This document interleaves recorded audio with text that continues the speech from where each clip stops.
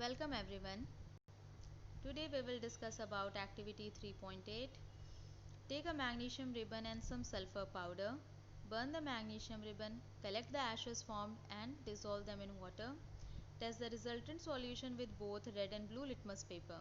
Is the product formed on burning magnesium acidic or basic?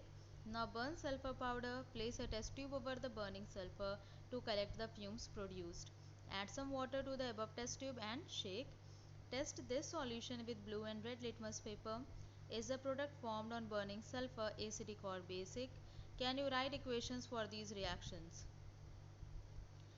Now in this activity we have to take one metal and one non-metal. For metal we have taken magnesium ribbon and for non-metal we have taken sulfur powder.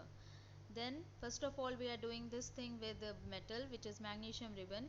So first we have to burn this magnesium ribbon. If you remember, we have already discussed about the chemical reaction. What is the product form when we are burning magnesium ribbon?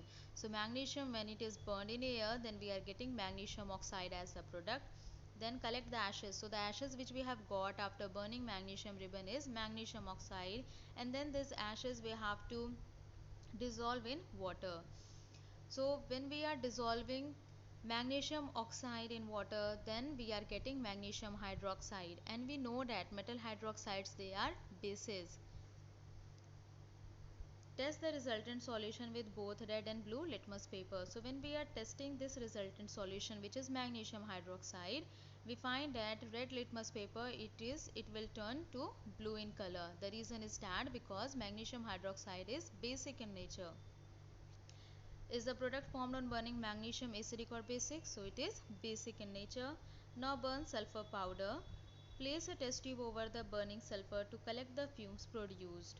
So there's a different way to burn sulfur powder. So when we are burning sulfur powder, then we have to place a test tube over the sulfur powder so that we can collect the fumes produced, and then in that test tube when we are adding some water so that we can get the solution, and then we have to, after adding some water, we have to shake.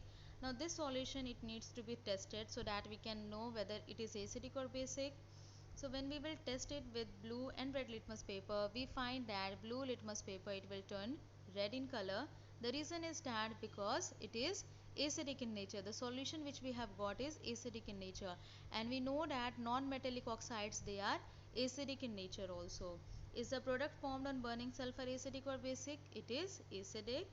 Can you write equations for these reactions? Now this you have to write by yourself, and I think that you will be able to write all the chemical equations involved in this activity. I'm just telling you what are the products formed and what are the reactants and the reactions which is taking place. So in total you have to write 4 different chemical equations, 2 for magnesium and 2 for sulfur powder. So for magnesium, first of all, the reaction is of the burning magnesium. Then when magnesium ribbon, when we are burning magnesium in air, we are getting magnesium oxide as one of the product. Then when magnesium oxide is dissolved in water, then we are getting magnesium hydroxide. So these are the 2 chemical equations for magnesium. The other 2 for sulfur is, so first of all, when we are burning sulfur powder in air, we are getting sulfur dioxide, and easily will be able to write for sulfur as it is an element. So for sulfur we are simply writing S, its symbol. Same way for magnesium, like you are writing, and for magnesium you can find also in your previous chapters.